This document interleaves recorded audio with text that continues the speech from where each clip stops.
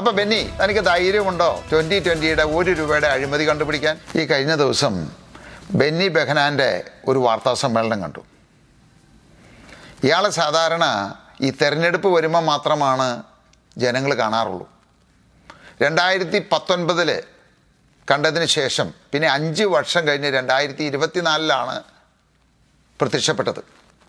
ഇപ്പോൾ തെരഞ്ഞെടുപ്പ് വന്നപ്പോൾ അവിടെ ഇവിടെയൊക്കെ പൊങ്ങിയിട്ടുണ്ട്. ഇയാളെപ്പറ്റി ഞാൻ പറയേണ്ട കാര്യമില്ല. കേരളത്തിലെ കോൺഗ്രസ്സുകാരായിട്ടുള്ള എല്ലാവർക്കും അറിയാം ബെന്നി ബെഹനാൻ ആരാണെന്ന്.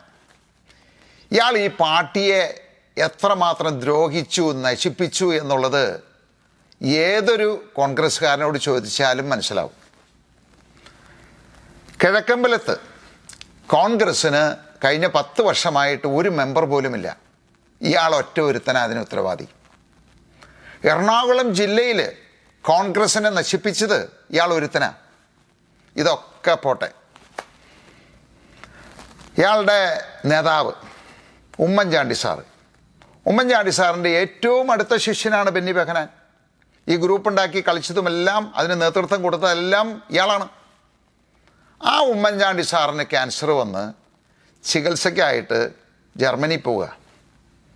ഇയാൾക്ക് പോകേണ്ട ഒരു കാര്യവുമില്ല, മക്കളൊക്കെ കൂടെയുണ്ട്. മക്കൾ പറഞ്ഞു, പപ്പയുടെ ചെലവ് മുഴുവൻ ഞങ്ങൾ വഹിച്ചോളാം, ആരും അതിനു വേണ്ടി ബുദ്ധിമുട്ടണ്ട. അവരാണ് വഹിച്ചതും. പക്ഷെ ഇയാൾ കൂടെ പോയത് ഇയാൾക്ക് വേറെ ഉദ്ദേശമായിരുന്നു. ഇയാൾ അവിടെ ചെന്നു, ആ ഉമ്മൻചാണ്ടി സാറിൻ്റെയും മക്കളുടെയൊക്കെ കൂടെ ഇരുന്ന് ഫോട്ടോ എടുത്തിട്ട് ഇങ്ങോട്ട് വിളിക്കുകയാണ് പലരെയും. ആ ആളെ വെച്ചിട്ട്, അതായത് ആ ഉമ്മൻചാണ്ടി സാറിൻ്റെ പേരിൽ ആ ഘട്ടത്തിൽ അയാൾ പിരിവ് മേടിച്ച് തിന്നു എന്നുള്ളതാണത്. ഇപ്പോൾ എന്നിട്ട് പറയുകയാണ് 2020-യുടെ അഴിമതികളെ പറ്റി അന്വേഷിക്കുമെന്ന്. ഇവിടെ പിണറായിയുടെ പോലീസ് 84 തവണ കയറി ഇറങ്ങി, 1 രൂപയുടെ അഴിമതി കണ്ടുപിടിക്കാൻ പറ്റിയില്ല. അപ്പം ബെന്നി, ധൈര്യമുണ്ടെങ്കിൽ നിങ്ങളുടെ പോലീസിനെ കൊണ്ടുവരിക, CBIയെ കൊണ്ടുവരിക, EDയെ കൊണ്ടുവരിക, NIA കൊണ്ടുവരിക. നീ ഇതൊന്നും പോരെങ്കിൽ അമേരിക്കയിൽ നിന്ന് CIA കൊണ്ടുവരെ, KGBനെ കൊണ്ടുവരെ അന്വേഷിക്ക്. തനിക്ക് ധൈര്യമുണ്ടോ 2020-യുടെ 1 രൂപയുടെ അഴിമതി കണ്ടുപിടിക്കാൻ?